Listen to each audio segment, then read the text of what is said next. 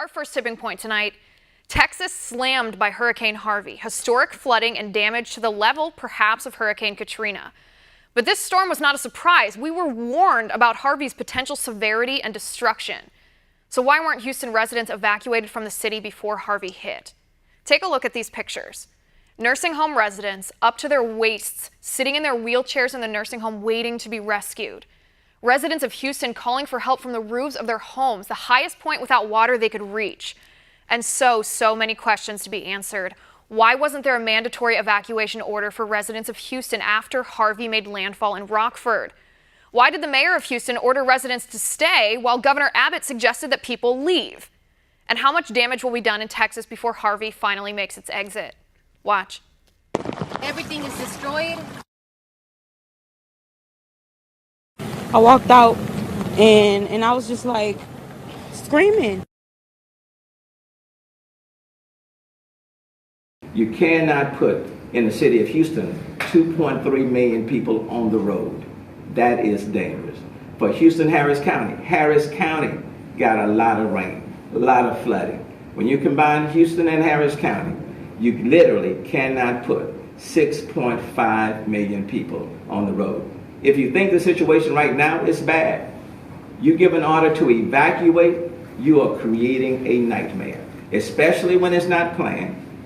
And many of us in the city remember when the evacuation order was ordered before, and we've learned our lesson from that. It has to be very well coordinated, all the way from Houston to the destination port. Joining me now, senior partner of Gulf South Strategies, Brian Trascher. Brian, thanks for being on the show today. Always a pleasure, Liz. Brian, I know this is not the topic that we had hoped to be discussing here, but you actually have firsthand experience with this kind of natural disaster. You lived in New Orleans before, during, and after Hurricane Katrina. You actually evacuated the city when Katrina was scheduled to make landfall there. Let me ask you, seeing a very similar situation in Texas with Hurricane Harvey, I mean, why didn't these residents, why didn't the people of Houston, why weren't they evacuated? Well, you know, evacuation is something that has to be done early, and there has to be a lot of planning that goes into it, especially, you know, New Orleans metropolitan area at the time of Katrina was probably right at 1 million. You know, Texas, the entire metro area is probably closer to 6 million. And I think that, you know, Governor Abbott came out and suggested that people that can, especially in low-lying coastal areas, evacuate.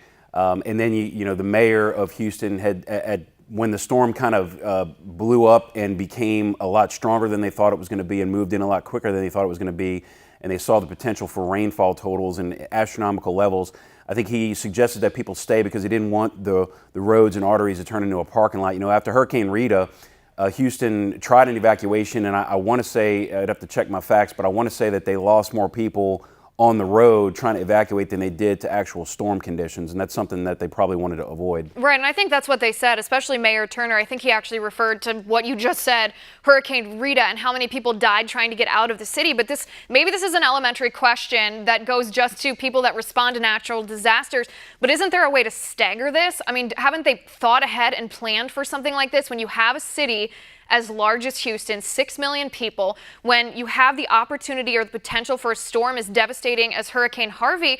I mean, and I guess I don't understand why there wasn't some plan in place, and then why there was that disparity between the mayor and the governor. Yeah, I mean, the disparity between the mayor and the governor, it's probably just a lack of communication between the two offices. You know, as the idea of staggering an evacuation, in theory, sounds good, and look, it would take like massive amounts of civil engineers and some of the best brains in the world to put something like that together. Is it possible? Yeah, you'd have to have a lot of funding. I think you'd also have to have a lot of drills, which is not very practical. You know, I think, and look, one thing that doesn't talk about when these storms come up, it really shows that, you know, people that live in poverty or some people that just live like paycheck to paycheck don't put enough money aside to be able to afford enough gas and hotel rooms and eating meals out and whatnot. And so they ride it out at home and hope for the best. Right. And it's just, I mean, it's a tragedy, I think, and I'm sure I'm not alone in feeling this way, but sitting outside of Houston, you know, watching this unfold beforehand and then the last couple days over the weekend, Brian, you know, we kind of feel helpless. We want to help. We see these photos of people who are calling for help. All the emergency lines are knotted up. What can we do to help? I cannot overstate the amount that the state of Texas, and particularly the city of Houston, bent over backwards to help New Orleans and Louisiana in the wakes of Katrina and Rita. And so I know that back in my hometown in New Orleans, everybody's feeling a kinship and they want to get Texas's back. You know, we have an amateur Navy called the Cajun Navy. And what it is these are a lot of guys who are sportsmen. They hunt, they fish, and they have these surface drive and shallow draft and airboats, and they're very skilled in getting into narrow and low draft waterways. And unfortunately, because of the amount of flooding that's happened in Louisiana over the last several years, they're skilled at pulling people off of roofs and doing rescues. And so they deployed themselves last night and arrived in the Houston area this morning. And I mean, there's literally hundreds of boats. And also our governor, John Bel Edwards, sent some people from the Louisiana Wildlife and Fisheries with high water trucks and boats to assist in the rescue mission themselves. So I tell people that are wondering what they can do to help, don't give to the Red Cross. It's a big scam. Like, if you're lucky if 10 cents on every dollar you give to the Red Cross ends up going to a victim, you know, you go do some research, find out what charities donate 100% of the proceeds without any administrative overhead directly to victims. The Cajun Navy, actually, these are all volunteers. These people leaving their homes, their families, their jobs to go and help.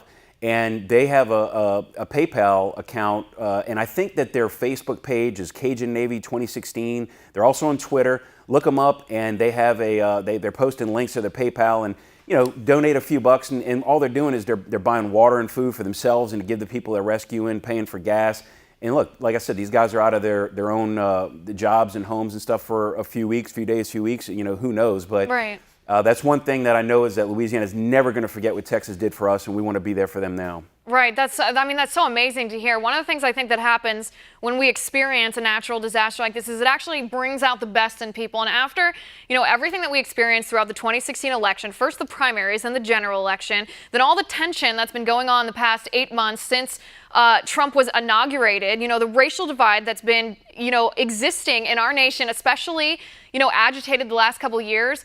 The one positive thing, the silver lining of these natural disasters is it brings the American people together. You see people going out of their way to help their fellow man, not to disregard their fellow man because of the other person's political opinions here. And I do like to see that. Brian, last question before we have to go here, and that is President Trump is scheduled to visit the area tomorrow on Tuesday. I mean, there's been some criticism of his response to this, but it seems to me that the criticism has been almost all of it has been levied at his tweets. If people's criticism is only exclusive to his tweets, it seems like he's doing an okay job responding to this. Yeah, listen, no matter what his response is, it's going to be criticized by the mainstream media. You know, President Trump's going to go into an area where he's going to be out of the way, but he'll still be able to survey some damage from the storm. A lot of times people just want to see their president, want to see their leaders, know that they care, and they're thinking about them, and they're hoping for the best for him. And like I said, I think that no matter what, he'd be criticized. But look, people just have to say, look, this narrative about America being divided, like the media wants you to believe, you know, events like this just completely destroys that narrative.